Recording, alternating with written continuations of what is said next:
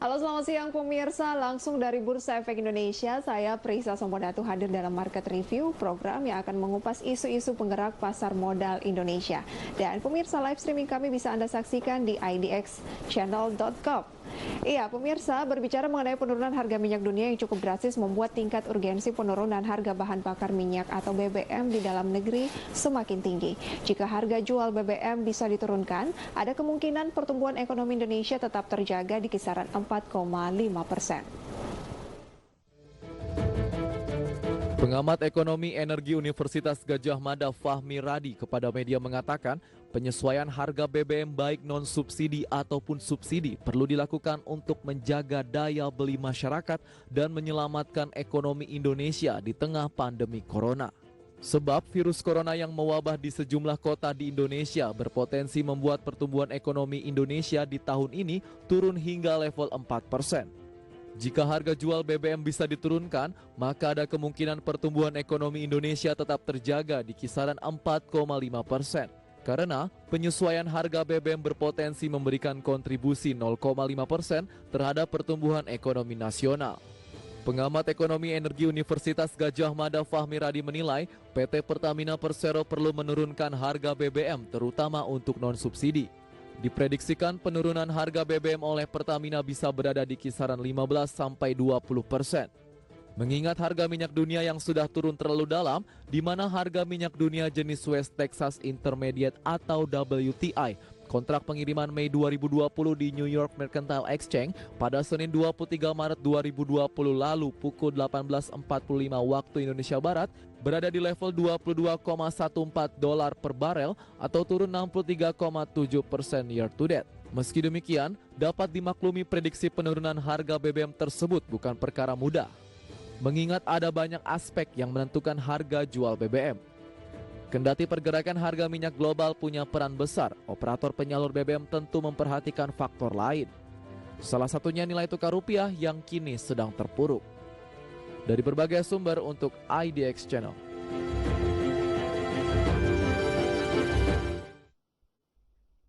Iya, dan untuk membahas seberapa besar urgensi dari penyesuaian harga BBM di tengah anjloknya minyak global, pemirsa, saat ini kami sudah tersambung dengan Bapak Ahmad Reddy melalui layanan Skype, pemirsa, pengamat hukum sumber daya alam Universitas Tarumanegara. Halo, Pak Ahmad Reddy.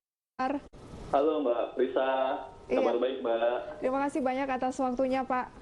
Ya, terima kasih Mbak Prisa. Iya, bagaimana tanggapan Bapak mengenai pergerakan harga minyak mentah global yang mengalami tekanan yang memang sangat tinggi ya dalam beberapa waktu terakhir ini? Ya, jadi memang saat ini kan harga minyak dunia turun ya, dari hari ke hari turun. Bahkan ini dalam sejarah harga minyak dunia 10 tahun terakhir ini harga yang cukup drastis ya. Jadi memang ya ini bisa jadi karunia bagi bangsa Indonesia, tapi juga bisa jadi malapetaka.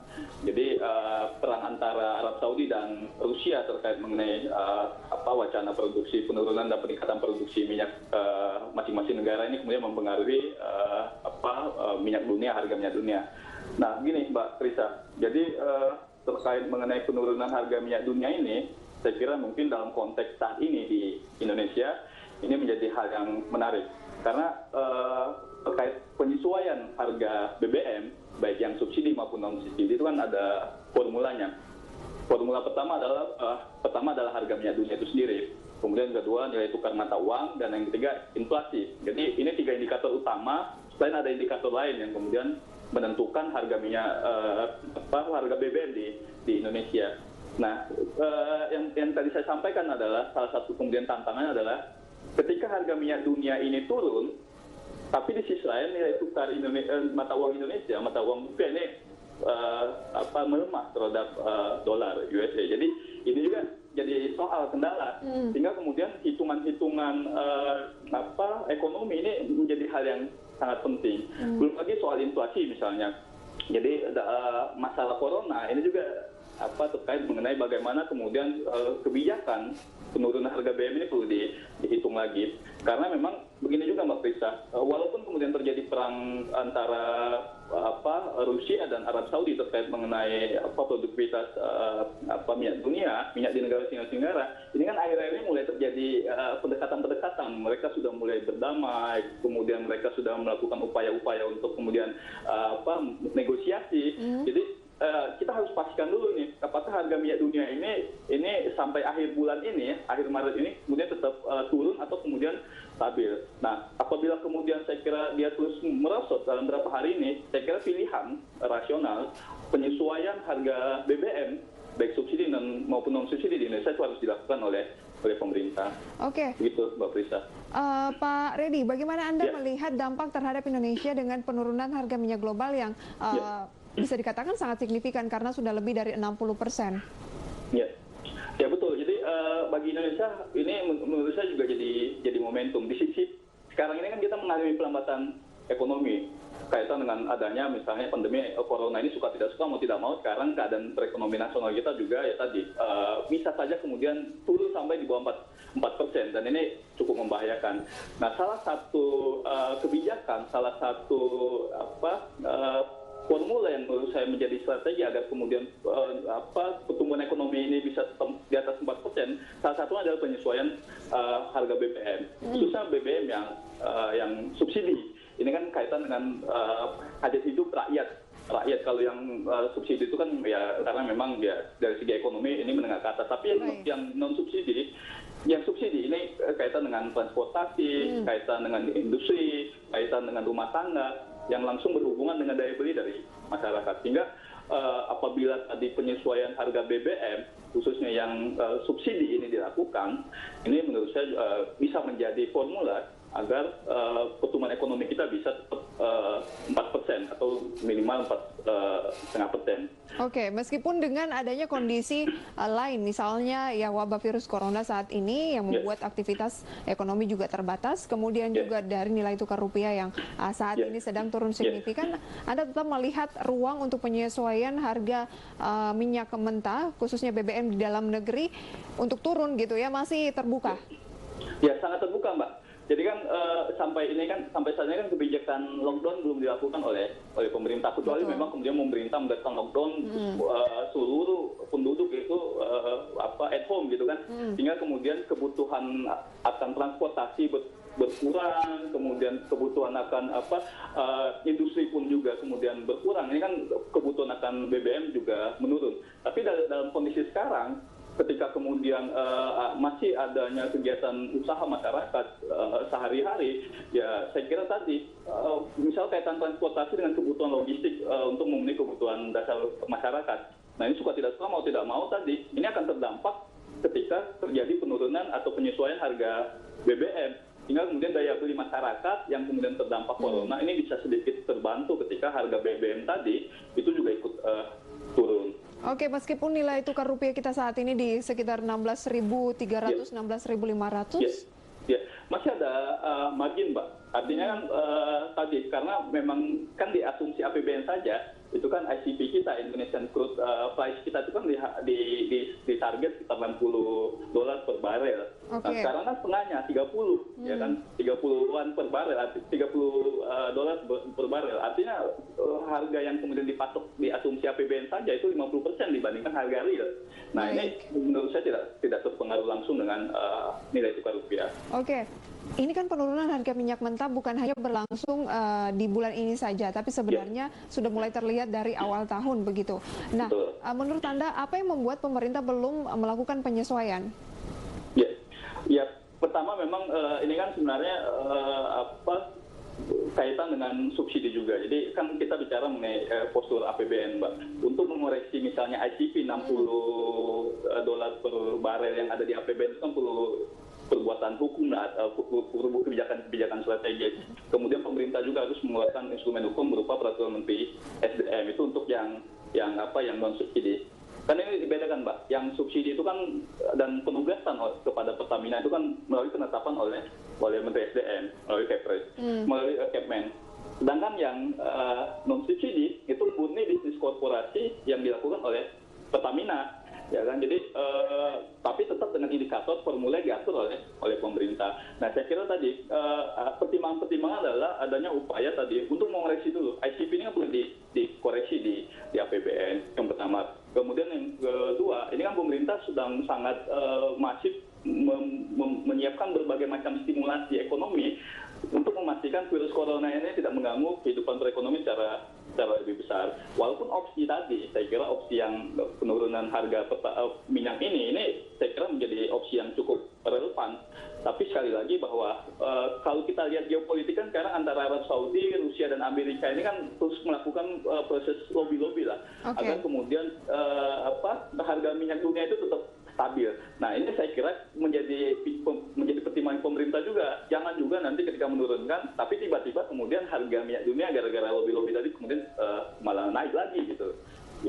Baik, jadi sebenarnya harapannya harga minyak mentah ini terus melemah seperti itu, Pak Reddy? Iya, karena memang kita kan terdampak corona lah, artinya masyarakat kita kan daya belinya menurun ini. Oke, jadi kita butuhnya saat ini adalah pelemahan dari harga minyak mentah dunia untuk menopang perekonomian domestik ya? Betul. Oke, jangan beranjak dari tempat Anda ya. Nanti kita akan bahas kembali seberapa urgen kebijakan penyesuaian harga BBM ini dilakukan, Pak. Kita jeda terlebih dahulu. Baik. Ya, kami akan segera kembali, pemirsa. Pastikan Anda masih menyaksikan Market Review.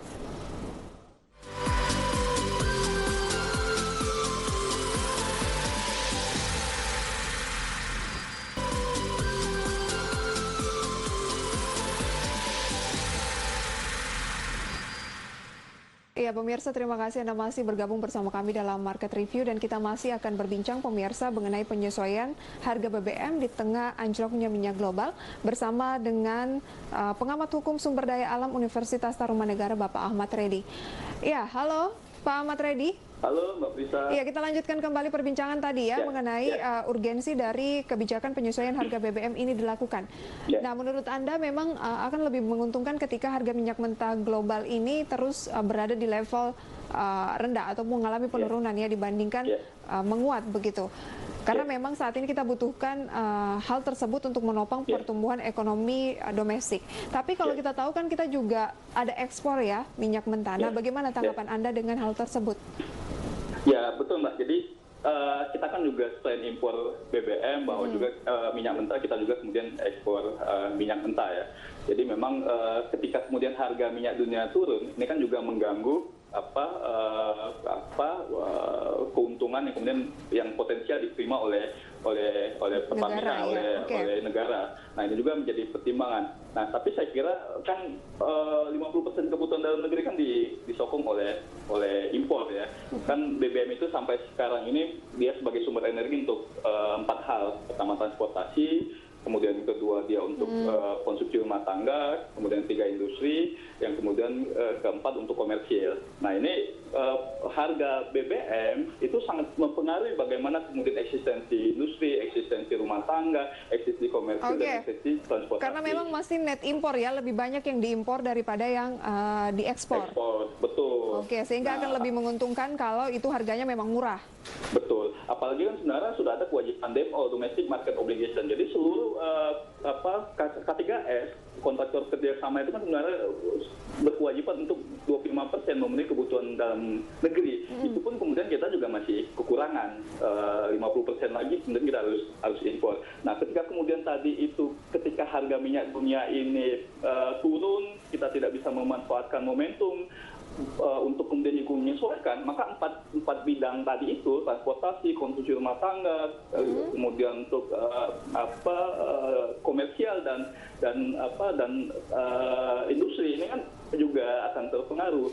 Nah, ketika kemudian minyak itu turun, misalnya kaitan industri pun akan biaya produktivitas akan rendah. Kemudian PLN misalnya sampai saat ini juga masih menggunakan salah satunya BBM untuk kemudian pembangkit gitu kan. Ini juga kemudian bisa membantu sektor tenaga listrikan. Begitu juga untuk transportasi, karena transportasi untuk kebutuhan barang itu kan masih mengandalkan BBM. Nah, ketika kemudian harganya turun ya tadi ada peningkatan daya beli yang secara langsung itu berdampak pada masyarakat yang saat ini ya kan terjadi pelambatan ekonomi, daya beli terus menurun, apalagi kemudian dampak corona bagi perekonomian nasional. Jadi saya kira pilihan untuk menurunkan harga BBM baik yang subsidi maupun yang non subsidi itu pilihan yang rasional untuk tadi meningkatkan perekonomian kita. Ini kan pemerintah sedang memberlakukan sistem begitu ya, bahwa kita harus bekerja dari rumah, kemudian juga kita harus menjaga jarak begitu ya. Nah, kalau misalnya pemerintah menurunkan harga BBM, seberapa jauh itu akan mempengaruhi daya beli masyarakat jika memang saat ini tidak disarankan untuk beraktivitas di luar, artinya transportasi juga pastinya berkurang. Nah, itu seperti apa? Ya, dari 4 sektor tadi memang yang menurun salah satunya ya tadi transportasi. Tapi ingat loh, transportasi ini kan juga paling angkutan untuk kebutuhan pribadi, Mbak. Transportasi orang dari rumah ke kantor gitu kan. Tapi kemudian untuk logistik ya kan kebutuhan kebutuhan sehari-hari, bahan pokok itu kan juga menggunakan BBM. Nah, jadi saya kira dampaknya tidak terlalu signifikan. Berarti ada nanti ketentuan bahwa dengan penurunan harga BBM ini akan membuat harga-harga dari bahan pangan mungkin karena logistiknya yang berkurang juga mengalami penurunan, seperti itu? Betul. Itu salah satunya. Tadi juga sektor industri, kemudian sektor komersil, kemudian juga sektor rumah tangga gitu kan yang tadi itu misalnya pembangkit itu sebagian juga masih menggunakan BBM juga terpengaruh dalam sektor ketenaga listrikan. Artinya ketika BBM ini ikut turun, kemudian secara komprehensif itu juga mempengaruhi berbagai macam kebutuhan, tidak hanya dalam konteks transportasi, bicara mengenai ketenaga listrikan, bicara mengenai komersil, bicara mengenai industri. Jadi industri misalnya, ketika kemudian biaya harga BBM ini turun, maka tadi itu produktivitas produktivitas mereka ini juga bisa lebih baik ya, karena tadi BBM yang sebelumnya dengan harga yang cukup tinggi kemudian dibeli dengan cukup murah atau turun, ini juga mempengaruhi biaya produksi mereka. Jadi ini akan terdampak terhadap daya beli juga. Gitu. Baik, karena biaya produksi berkurang, harusnya biaya juga ataupun harga produk ke konsumen harusnya lebih murah gitu ya? Betul. Nah, menurut Anda BBM jenis apa sih yang berpeluang dilakukan penyesuaian harga, Pak? Ya, kalau yang non subsidi itu ya gasolin maupun gas oil itu kan dia mekanisme pasar lah. Pertamina sesuai dengan pedoman yang dibuat oleh Kementerian SDM kan bisa menetapkan penurunan atau kenaikan itu secara periodik tiap bulan gitu kan, karena dia mekanisme pasar. Tapi yang non subsidi ini itu yang menurut saya juga yang subsidi ini sangat penting, karena yang subsidi ini kan ya secara matematis dia digunakan oleh sebagian besar masyarakat yang menengah ke bawah ya kan, sehingga kemudian dia mendukung sektor UMKM, dia kemudian transportasi bagi masyarakat. Nah, ini saya kira bisa diturunkan. Artinya baik subsidi maupun non subsidi ini harus diturunkan, karena harga minyak dunia itu kan berlaku untuk seluruh bahan bakar minyak yang kemudian dihasilkan di negara ini. Gitu. Baik, Pak Reddy, Anda tadi katakan bahwa penurunan harga BBM memang sangat bermakna untuk menopang pertumbuhan ekonomi kita di tengah turunnya daya beli masyarakat dan kondisi yang terjadi dengan adanya pandemi virus corona. Tapi seberapa optimis Anda memandang pergerakan roda ekonomi yang mungkin orang akan membuat juga orang malas untuk membeli kebutuhan, paling hanya makanan saja, karena ya memang orang hanya di rumah. Ya, saya kira begini Mbak, jadi walaupun kemudian... Halo Pak Reddy. Tetap hidup lah, artinya orang tetap memerlukan kebutuhan sehari-hari gitu kan. Itu yang saya kira ya tidak bisa dibantah lagi bahwa itu juga memerlukan tetap daya beli itu tetap tapi ada. Maksud saya adalah berbelanja misalnya hal-hal lain di luar kebutuhan pokok begitu ya, di luar makanan kan pasti juga berkurang, mengingat belanjaan juga yang dihimbau untuk tutup sementara. Ya, saya kira dengan pola ekonomi masa kini yang revolusi 4.0 kan orang kemudian tidak harus pergi membeli sesuatu itu ke pusat-pusat jual beli gitu kan, bahwa sekarang perdagangan online begitu masif, jadi pusat-pusat pengiriman pun sekarang kan walaupun ada imbauan untuk work at home gitu kan, problem ya tetap jasa-jasa Baik. pengiriman logistik itu tetap hidup. Anda tetap optimis bahwa memang ini mampu mendorong daya beli masyarakat begitu yang ujungnya adalah pertumbuhan ekonomi. Nah, kebijakan penyesuaian harga BBM menurut Anda haruskah melalui kajian yang matang? Ya harus Mbak. Karena memang ya misalnya di peraturan Menteri SDM terkait mengenai harga jual eceran bahan bakar minyak itu kan ada formula. Jadi formula itu sudah jelas rumusannya itu. Nah, saya kira tadi itu dengan menghitung kurs mata uang kita, dengan menghitung inflasi, dengan menghitung kemudian harga minyak dunia, kemudian dirumuskan. Sehingga kemudian apabila ada lebih baik diturunkan ya, saya kira pemerintah harus menurunkan. Kapan sebaiknya diturunkan, Pak? Segera atau seperti apa? Ya sebenarnya kalau kita lihat sih tren itu kan terus menurun nih dari minggu pertama bulan Maret sampai saat ini terus menurun. Saya kira momentum ini ya segera lah Mbak, karena memang kalau nunggu sampai akhir bulan misalnya karena ingin melihat pergerakan geopolitik antara Rusia, kemudian Arab Saudi dan Amerika, ini kan juga masalah geopolitik ini kan belum tentu kemudian secara cepat segera bergulir. Paling tidak bulan Maret ini itu segera harus disesuaikan ya. Betul. Baik, terima kasih banyak Pak Ahmad Reddy atas informasinya. Stay safe dan selamat beraktivitas kembali ya. Sukses untuk Anda. Ya, itu dia perbincangan saya pemirsa bersama dengan Pak Ahmad Reddy, pengamat hukum sumber daya alam Universitas Tarumanegara yang optimis bahwa seharusnya penyesuaian harga BBM di tengah anjloknya minyak global segera dilakukan untuk menopang perekonomian nasional. Dan pemirsa jangan beranjak dari tempat Anda, nanti kami masih akan kembali dengan satu segmen terakhir usai jeda pariwara berikut.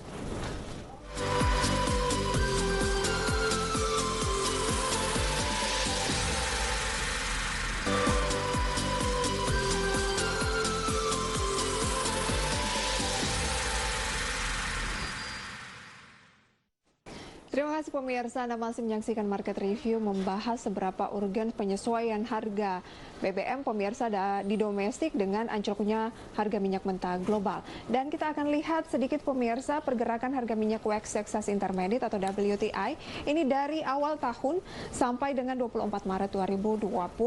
Dapat tercermin bagaimana penurunan harga minyak ini sangat signifikan, di mana pada 2 Januari masih berada di 61,18 dolar Amerika Serikat per barrel, pemirsa turun ke 23 Januari 55,59 dolar Amerika Serikat per barrel, terus melanjutkan pelemahan 27 Februari di 47,09 dolar Amerika Serikat per barrel, dan lanjut ke Maret di 31,13 dolar Amerika Serikat per barrel, dan hingga saat ini di 25 Maret 2020 di kisaran 23,64 dolar Amerika Serikat per barrel.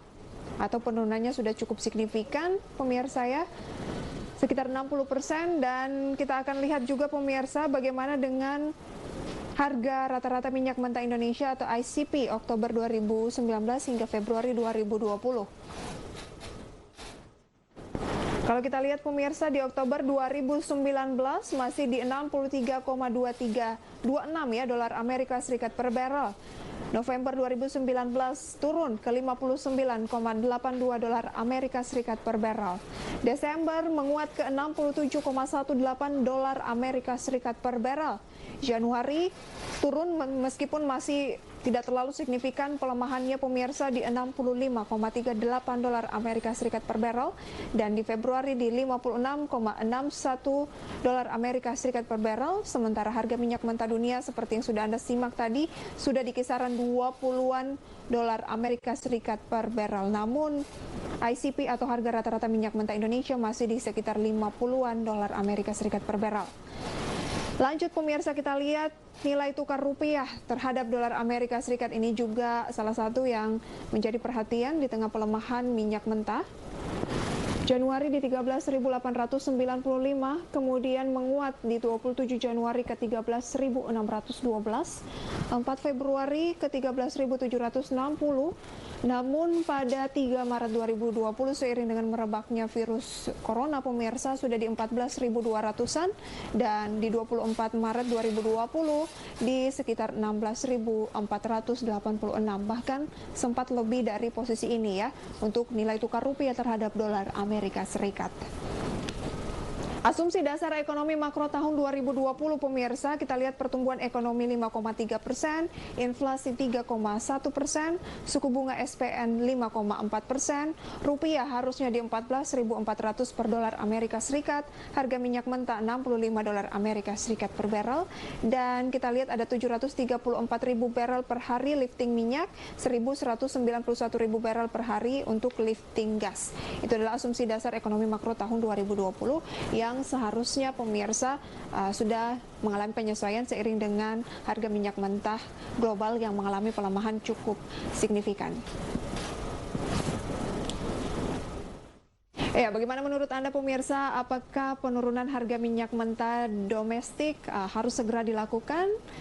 Ya, demikian pemirsa Market Review hari ini bersama saya Prisa Sombodatu. Terima kasih, tetap saksikan IDX Channel pemirsa, Your Trustworthy Economic Business and Capital Market Channel.